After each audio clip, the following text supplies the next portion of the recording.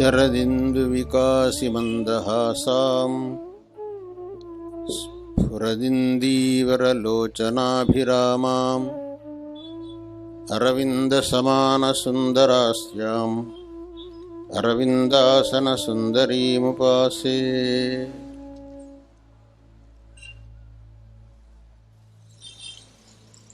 ಭಗವಂತ ಭಗವದ್ಗೀತೆಯಲ್ಲಿ ಯದಾ ಯದಾ ಹಿ ಧರ್ಮಸ್ಯ ಗ್ಲಾನಿರ್ಭವತಿ ಭಾರತ ಅಭ್ಯುತ್ಥಾನಮಧರ್ಮಸ್ಯ ತದಾತ್ಮಾನಂ ಸೃಜಾಮ್ಯಹಂ ಅಂತ ಅಪ್ಪಣೆ ಕೊಡಿಸಿದ್ದಾನೆ. ಆ ಮಾತಿನ ಅರ್ಥವೇನು ಅಂತ ಕೇಳಿದರೆ, ಯಾವಾಗ ಈ ಲೋಕದಲ್ಲಿ ಧರ್ಮ ಅಂತನ್ನೋದು ಕ್ಷೀಣಸ್ಥಿತಿಗೆ ಬರುತ್ತೋ, ಅಧರ್ಮ ಅಂತನ್ನೋದು ಬಹಳ ಪ್ರಬಲವಾಗುತ್ತೋ, ಅಂತಹ ಸಂದರ್ಭದಲ್ಲಿ ತಾನು ಅವತಾರ ಮಾಡಿ ಆ ಅಧರ್ಮವನ್ನು ನೀಗಿಸಿ ಧರ್ಮವನ್ನು ರಕ್ಷಿಸುತ್ತೇನೆ ಎಂಬುದಾಗಿ. ಈ ಮಾತಿನಂತೆಯೇ ಒಂದೊಂದು ಯುಗದಲ್ಲೂ ಭಗವಂತನ ಅವತಾರಗಳು ಆಗಿವೆ. ತ್ರೇತಾಯುಗದಲ್ಲಿ ಶ್ರೀರಾಮಾವತಾರ, ದ್ವಾಪರ ಯುಗದಲ್ಲಿ ಶ್ರೀಕೃಷ್ಣಾವತಾರ. ಈ ಅವತಾರಗಳೆಲ್ಲವೂ ಧರ್ಮೋದ್ಧಾರಕ್ಕಾಗಿ, ಅಧರ್ಮ ನಿರಾಸಕ್ಕಾಗಿಯೇ ಆಗಿರತಕ್ಕಂಥ ಅವತಾರಗಳು.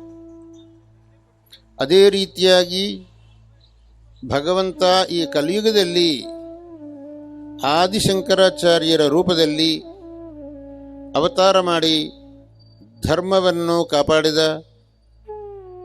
ಆದಿಶಂಕರರು ಅವತಾರ ಮಾಡುವ ಪೂರ್ವದಲ್ಲಿ ಈ ದೇಶದಲ್ಲಿ ಧರ್ಮದ ಸ್ಥಿತಿ ಬಹಳ ಶೋಚನೀಯವಾಗಿತ್ತು, ಅಧರ್ಮವು ಬಹಳ ಪ್ರಬಲವಾಗಿತ್ತು. ಜನರಲ್ಲಿ ವೇದದ ಬಗ್ಗೆ ಶ್ರದ್ಧೆಯೂ ಬಹಳ ಕುಂಠಿತವಾಗ್ತಾ ಬಂತು. ವೇದೋಕ್ತವಾದ ಕರ್ಮಗಳನ್ನು ಮಾಡೋರು ಯಾರೂ ಇರಲೇ ಇಲ್ಲ. ವೇದಾಂತ ತತ್ವವನ್ನು ತಿಳಿಯುವುದಂತನ್ನುವುದು ಇಲ್ಲವೇ ಇಲ್ಲ ಅಂತ ಆಗಿ ಹೋಯಿತು. ತಮಗೆ ತೋಚಿದ ತತ್ವವನ್ನು ತಾವು ಪ್ರಚಾರ ಮಾಡಲು ಶುರು ಮಾಡಿದರು. ಯಾರಲ್ಲೂ ಒಂದು ಏಕವಾಕ್ಯತೆ ಎಂಬುದು ಇರಲಿಲ್ಲ. ಎಲ್ಲರೂ ಸ್ವೇಚ್ಛಾಚಾರಿಗಳಾಗಿದ್ದರು. ಅಂತಹ ಅತಿ ಉಗ್ರವಾದ ಪರಿಸ್ಥಿತಿಯಲ್ಲಿ ಆದಿಶಂಕರರ ಅವತಾರವಾಯಿತು.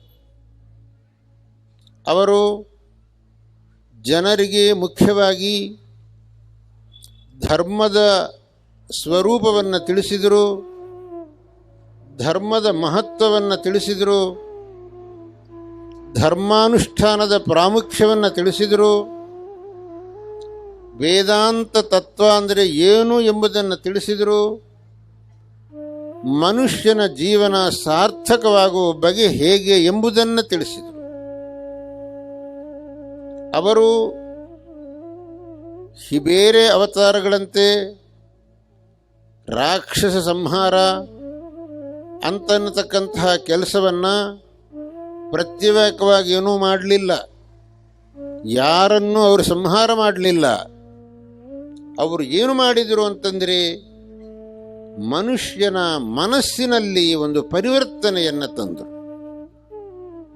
ಅವನ ಮನಸ್ಸಿನಲ್ಲಿ ಆ ಮೊದಲು ಇದ್ದಂತಹ ಧರ್ಮ ಪರಾಂಗುಖತೆಯನ್ನು ಹೋಗಲಾಡಿಸಿದರು, ಧರ್ಮ ಶ್ರದ್ಧೆಯನ್ನು ಉಂಟು ಮಾಡಿದರು. ವೇದಗಳ ಬಗ್ಗೆ ಜನರಲ್ಲಿದ್ದಂತಹ ಅಪೋಹವನ್ನು ಆ ಕಾಲದಲ್ಲಿ ಬೌದ್ಧ ಜೈನಾದಿಗಳು ಪ್ರಬಲರಾಗಿ ವೇದದ ಬಗ್ಗೆ ಮಾಡ್ತಾ ಇದ್ದಂತಹ ತಪ್ಪು ಕಲ್ಪನೆಗಳನ್ನು ನೀಗಿಸಿದರು. ವೇದಗಳ ಪ್ರಾಮಾಣ್ಯವನ್ನು ಎತ್ತಿ ಹಿಡಿದರು. ವೇದಾಂತ ತತ್ವ ಏನು ಎಂಬುದನ್ನು ತಿಳಿಸಿದರು. ಅಂತಹ ಮಹಾ ಕಾರ್ಯವನ್ನು ಮಾಡಿರತಕ್ಕಂತಹ ಮಹಾನ್ ಚೇತನ ಅಂತಂದರೆ ಆ ಆದಿಶಂಕರ ಭಗವತ್ಪಾದರು. ಅವರು ಅಂದು ಅವತಾರ ಮಾಡಿ ಆ ಮಹಾ ಕಾರ್ಯವನ್ನು ಮಾಡದೇ ಇದ್ದಿದ್ದರೆ ಇವತ್ತಿಗೆ ನಾವು ಇಂತಹ ಒಂದು ಪ್ರಶಾಂತವಾದ ವಾತಾವರಣದಲ್ಲಿ ಕುಳಿತುಕೊಂಡು ಧರ್ಮದ ಬಗ್ಗೆ ಮಾತನಾಡತಕ್ಕಂತಹ ಒಂದು ಸಂದರ್ಭವೇ ನಮಗೆ ಒದಗ್ತಾ ಇರಲಿಲ್ಲ. ಇಂತಹ ಸುಂದರವಾದ ದೇವಸ್ಥಾನಗಳನ್ನು ಕಾಣತಕ್ಕಂತಹ ಭಾಗ್ಯ ನಮಗೆ ಸಿಗ್ತಾ ಇರಲಿಲ್ಲ. ನಮ್ಮ ಸ್ವಧರ್ಮಾನುಷ್ಠಾನವನ್ನು ಕೊಂಚಮಟ್ಟಿಗಾದರೂ ಇಂತಹ ಕಲಿಕಾಲದಲ್ಲೂ ಮಾಡತಕ್ಕಂತಹ ಒಂದು ಸುಯೋಗ ನಮಗೆ ಒದಗ್ತಾ ಇರಲಿಲ್ಲ. ಇದೆಲ್ಲವೂ ಆ ಭಗವತ್ಪಾದ ಶಂಕರಾಚಾರ್ಯರು ಅವತಾರ ಮಾಡಿರ್ತಕ್ಕಂತಹ ಆ ಒಂದು ಮಹಾ ಕಾರ್ಯದ ಫಲಸ್ವರೂಪವಾದದ್ದು. ಹಾಗಾಗಿ ನಮಗೆ ಇಂತಹ ಉಪಕಾರ ಮಾಡಿದ ಆ ಮಹನೀಯರ ಬಗ್ಗೆ ನಾವು ಕೃತಜ್ಞತೆಯಿಂದ ಇರಬೇಕಾದ್ದು ನಮ್ಮ ಆದ್ಯ ಕರ್ತವ್ಯವಾಗಿದೆ. ಮನುಷ್ಯನಿಗೆ ಯಾರಾದರೂ ಎಂದಾದರೂ ಒಂದು ಸಣ್ಣ ಉಪಕಾರವನ್ನು ಮಾಡಿದರೂ ಆ ಉಪಕಾರ ಸ್ಮರಣೆ ಎಂಬುದು ಬಹಳ ಅವಶ್ಯಕ. ಆ ಉಪಕಾರ ಸ್ಮರಣೆಯನ್ನೇ ಕೃತಜ್ಞತೆ ಎಂಬುದಾಗಿ ಹೇಳ್ತಾರೆ. ಶಂಕರರು ಮಾಡಿದ ಉಪಕಾರ ಸಾಮಾನ್ಯವಾದದ್ದಲ್ಲ. ಎಷ್ಟೋ ಶತಮಾನಗಳವರೆಗೆ ಇರತಕ್ಕಂತಹ ಉಪಕಾರವನ್ನು ಅವರು ಮಾಡಿದರು. ಅಂತಹ ಉಪಕಾರ ಮಾಡಿದವರ ಬಗ್ಗೆ ನಾವು ಸದಾ ಸರ್ವಕಾಲದಲ್ಲಿ ಕೃತಜ್ಞರಾಗಿರಬೇಕು. ಅವರ ಪವಿತ್ರ ನಾಮವನ್ನು ಸ್ಮರಿಸ್ತಾ ಇರಬೇಕು. ಅವರ ಕೃಪೆಗೆ ಪಾತ್ರರಾಗಬೇಕು. ಶಂಕರರು ಅನೇಕ ಗ್ರಂಥಗಳನ್ನು ಬರೆದರು, ಅನೇಕ ಸದುಪದೇಶಗಳನ್ನು ಮಾಡಿದರು, ಅನೇಕ ಸ್ತೋತ್ರ ಗ್ರಂಥಗಳನ್ನು ಬರೆದರು, ಬಹುವಿಧವಾಗಿ ಶಿಷ್ಯಾನುಗ್ರಹವನ್ನು ಮಾಡಿದರು. ಅವರು ಮಾಡಿರತಕ್ಕಂತಹ ಸ್ತೋತ್ರಗಳಲ್ಲಿ ಯಾವ ಒಂದು ಸ್ತೋತ್ರವನ್ನು ನಾವು ಪ್ರತಿನಿತ್ಯ ಪಠಿಸಿದರೂ ನಮಗೆ ವಿಶೇಷವಾದಂತಹ ಒಂದು ಭಗವದ್ ಅನುಗ್ರಹ ಸಿಕ್ಕುತ್ತದೆ. ಭಗವಂತನಲ್ಲಿ ಭೇದವಿಲ್ಲ, ಒಬ್ಬನೇ ಭಗವಂತ. ಆ ಒಬ್ಬನೇ ಭಗವಂತ ಅನೇಕ ರೂಪಗಳಲ್ಲಿ ಭಕ್ತ ಜನರನ್ನು ಅನುಗ್ರಹ ಮಾಡ್ತಾನೆ ಎಂಬುದು ಶಾಸ್ತ್ರ ಸಿದ್ಧಾಂತ. ಹಾಗಾಗಿ ಶಿವನಲ್ಲಿ, ವಿಷ್ಣುವಿನಲ್ಲಿ, ದೇವಿಯಲ್ಲಿ, ಗಣಪತಿಯಲ್ಲಿ ನಾವು ಯಾವ ರೀತಿಯಾದಂತಹ ಭೇದ ಭಾವನೆಯನ್ನು ಇಟ್ಟುಕೊಳ್ಳತಕ್ಕದ್ದಲ್ಲ. ಇದೆಲ್ಲವೂ ಒಬ್ಬನೇ ಪರಮಾತ್ಮನ ಅನೇಕ ನಾಮಗಳು ಹಲವು, ಆದರೆ ಪರಮಾತ್ಮ ಮಾತ್ರ ಒಬ್ಬ. ಈ ಸಿದ್ಧಾಂತವನ್ನು ಭಗವತ್ಪಾದರು ನಮಗೆ ಪ್ರತಿಪಾದಿಸಿದರು. ಹಾಗಾದರೆ ಅಷ್ಟೊಂದು ದೇವತಾ ಸ್ತೋತ್ರಗಳನ್ನು ಯಾಕೆ ಮಾಡಿದರು ಅಂತಂದರೆ, ಭಗವಂತನ ಆ ಅನೇಕ ರೂಪಗಳಲ್ಲಿ ಯಾರಿಗೆ ಯಾವ ರೂಪವು ಇಷ್ಟವಾಗುತ್ತದೋ ಆ ರೂಪವನ್ನು ಅವರು ಸ್ತುತಿಸಲಿ ಎಂಬುದಾಗಿ ಅಷ್ಟು ದೇವತಾ ಸ್ತೋತ್ರಗಳನ್ನು ಮಾಡಿದರು. ಆದ್ದರಿಂದ ಈ ಭಗವತ್ಪಾದರು ನಮಗೆ ಉಪದೇಶ ಮಾಡಿರತಕ್ಕಂತಹ ಈ ಏಕದೇವತಾವಾದವನ್ನು ನಾವು ಸದಾ ನೆನಪಿನಲ್ಲಿಟ್ಟುಕೊಂಡು ಒಬ್ಬನೇ ಭಗವಂತ ಅನೇಕ ರೂಪಗಳಲ್ಲಿ, ಅನೇಕ ನಾಮಗಳಲ್ಲಿ ಸರ್ವತ್ರ ವ್ಯಾಪ್ತನಾಗಿದ್ದಾನೆ ಎಂಬುದನ್ನು ಮನಸ್ಸಿನಲ್ಲಿಟ್ಟುಕೊಂಡು ಅದರಂತೆ ನಮ್ಮ ಜೀವನವನ್ನು ನಡೆಸಬೇಕು. ಭಗವಂತನ ರೂಪಗಳಲ್ಲಿ ಯಾವುದೇ ವಿಧವಾದಂತಹ ಭೇದ ಭಾವನೆ ಮಾತ್ರ ನಮ್ಮ ಮನಸ್ಸಿನಲ್ಲಿ ಎಂದಿಗೂ ಬರಬಾರದು. ಆ ಭಗವಂತ ಭಕ್ತರನ್ನು ಅನುಗ್ರಹಿಸುವುದಕ್ಕೆ ಸದಾ ಸಿದ್ಧನಾಗಿರ್ತಾನೆ. ಭಗವಂತನಿಗೆ ಯಾರಲ್ಲೂ ಪಕ್ಷಪಾತ ಭಾವನೆ ಅನ್ನೋದಿರುವುದಿಲ್ಲ. ಇವ ನನ್ನವನಲ್ಲ ಎಂಬುವ ಭಾವನೆ ಭಗವಂತನಿಗಿಲ್ಲ. ಭಗವಂತ ಭಗವದ್ಗೀತೆಯಲ್ಲಿ ಹೇಳಿದ ಈ ಮಾತನ್ನು ಎಲ್ಲರೂ ನೆನಪಿನಲ್ಲಿಟ್ಕೊಳ್ಬೇಕು. ಸಮೋಹಂ ಸರ್ವಭೂತೇಷು ನಮೇ ದ್ವೇಷ್ಯೋಸ್ತಿ ನ ಪ್ರಿಯ. ನಾನು ಎಲ್ಲರಿಗೂ ಸಮಾನನಾದವನು, ನನಗೆ ಬೇಕಾದವನು ಬೇಡದವನು ಅಂತ ಯಾರೂ ಇಲ್ಲ. ಯಾರು ಧರ್ಮ ಮಾರ್ಗದಲ್ಲಿರ್ತಾರೋ ಅವರು ಭಗವಂತನ ಕೃಪೆಗೆ ಪಾತ್ರರಾಗ್ತಾರೆ. ಯಾರು ಧರ್ಮ ಮಾರ್ಗವನ್ನು ಬಿಟ್ಟು ನಡೀತಾರೋ ಅವರಿಗೆ ಭಗವತ್ ಕೃಪೆ ಸಿಕ್ಕುವುದಿಲ್ಲ. ಧರ್ಮ ಅಧರ್ಮ ಇವೆರಡೇ ಮನುಷ್ಯನಿಗೆ ಒಳ್ಳೆಯದಕ್ಕೂ ಕೆಡುಕಿಗೂ ಕಾರಣವಾಗತಕ್ಕಂಥವುಗಳು. ಧರ್ಮವನ್ನು ಮಾಡಿದರೆ ಅವನಿಗೆ ಒಳ್ಳೆಯದಾಗುತ್ತೆ, ಅಧರ್ಮವನ್ನು ಮಾಡಿದರೆ ಅವನಿಗೆ ಕೆಡುಕಾಗುತ್ತೆ.